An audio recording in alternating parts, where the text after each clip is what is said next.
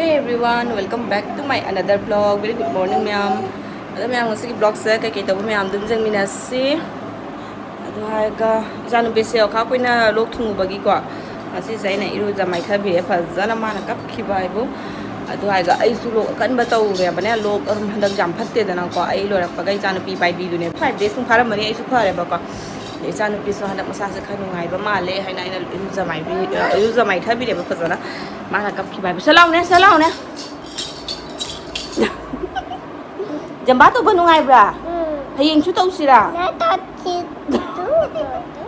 hayeng chu jam ba tau sira tau rồi mama ku lu ka se yam kap khare don tau rồi ai không dum yam video se kai tau ba dum je mina si loi ba machu ama dagi machu hum salak pa kai do si sine ba ko si machu se ano bo andhore ni ping dagi si machu tha ba dagi etc ai gi nang ta chara hun ki buduni se su sagai re se su madam yam thi na nung si nung sa nung thang da heli se je nang da bu do mana manak ta lepa ngau ri manam je nung si ban dom lei ba lep na rubber plant se su phajab na lore gi ai su mem sakai ra kani siana ma po macha phajab na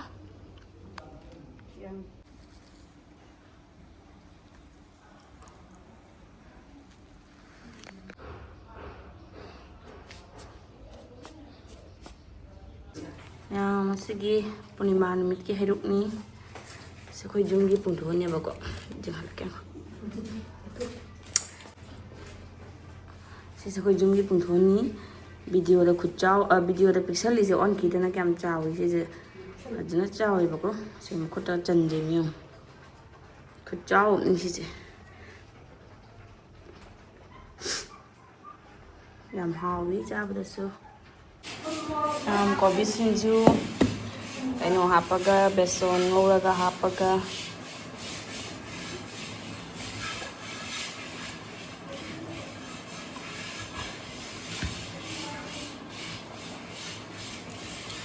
dom tani ka khala kanu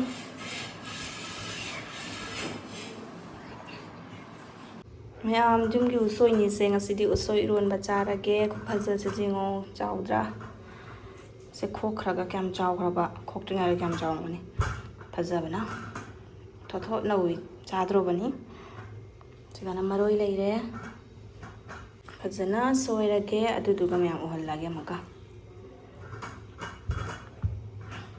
sina myam bora hobagi machanni janam ga dilhoga bora hoge sina iromba hapna ba maroi leire sina pudina leire चावल तुमना बा लोई सूरे है दुनी सेमा बरा हो रगे मसगी योन Bolero से कइनो नि सोइगा लब नि कइनो सबंग मधुगा समरोई चाय Bolero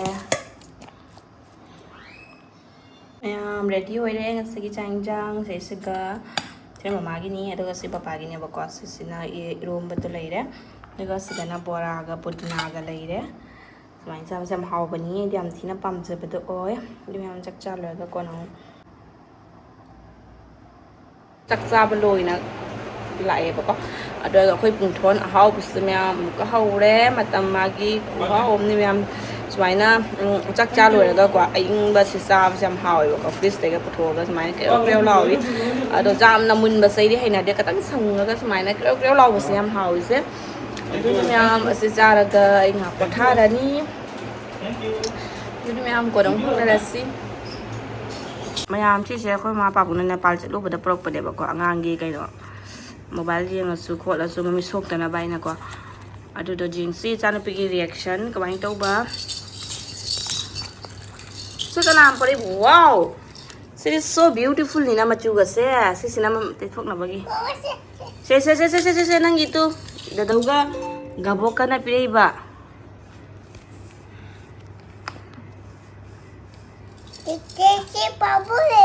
pabung na lai tinya pabung na porei mi khabok dadauga moi na lai ba upo kono gi amta upo jenge chasma Cici ki sulai nang jom tu po yang ke? 뽀뽀. 마 떼따래. 마도 비게. 나 옷살라가 떠게. 아야, she's so beautiful 니 kay Ngasidi à. Sige jeng phajana jeng mada. Thấy không? Em ta lấy thôi rồi. Tu. Xem ta lấy thôi. Xem ta lấy thôi. Cái nào bơi ba? Khabok cái đầu ga. Mobile jeng mada mamit na ada na ba? Yang phajai kay Ngasidi ko phajam ni na. Is. Asi frogs na mayam akoigi inama hanna pirakpaneba ko. Moi handa Guwahati da chapa matamda laibirakpani. Jam nuksibani machu se secure toidre mu. Mayam pamjare ka hai police se. Sabana mayam. Handa ja saman na gyan menta de ni. Phajabani machu se.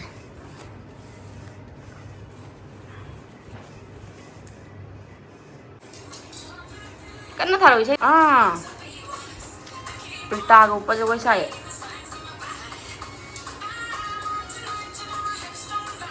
hay nè wow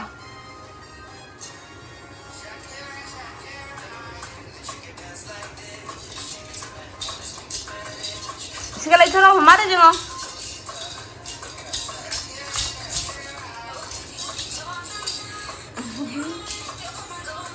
is ulta upi jom. Wow. Ulta upi ni macam. Fazare.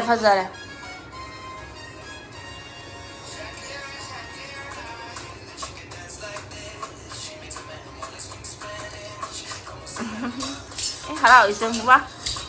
Ni lagi beri minang ke? Ha? Koko cepat aja tuh Miha yang Khabok aja cepat dah. Layasan aja. Setting mesti jauh mak. Siapa tuh Miha haji yang koko cepat dah ni ya. Jengga saya kau jengga. Pakcare yang phajare. Lihat tuh Miha yang koko cepat dah siapa haji nanti apa? Nang pam bos ya? Pam ya? Ha? Lit kya? Pa me. Do koi chappa da se to ni hajik nati hai ba. Hajik lit pa ja de khanga ba. Hajik na lit li sidi jam phaja ba frog am se li sidi se. Asina hayeng koi chappa da se na ba se chakai no. Chot le kai ni sinda. Mai frog ke chot le.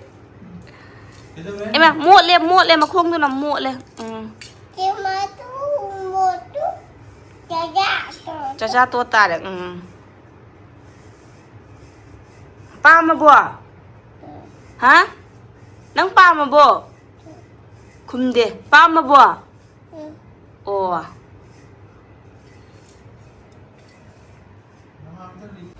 Ya Ngasidi usoi ga nga ga mathong ga usoi ma met achara ge se sina usoi se met ne bako se jum dagi helak pani ajum gi ni se Sinyam haude se usoi ron jabada. Se sina usoi ron bagi. Atuka se sina nga ga thong bagi.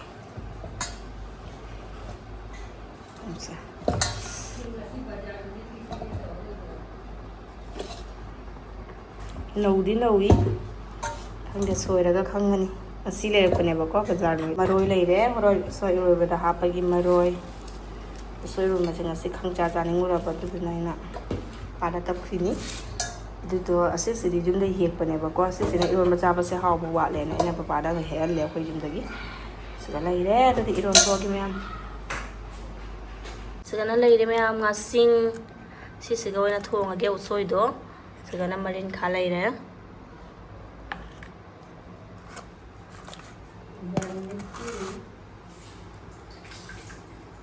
Musoi basu lore se sina nga ga thong bai ni se sina iron bai ne ba ko soi ron ram chani ni se ga janam leire aduga se ga maroi leire aji a thong ba tawrake se hana thong le jam khot pa lore ba ko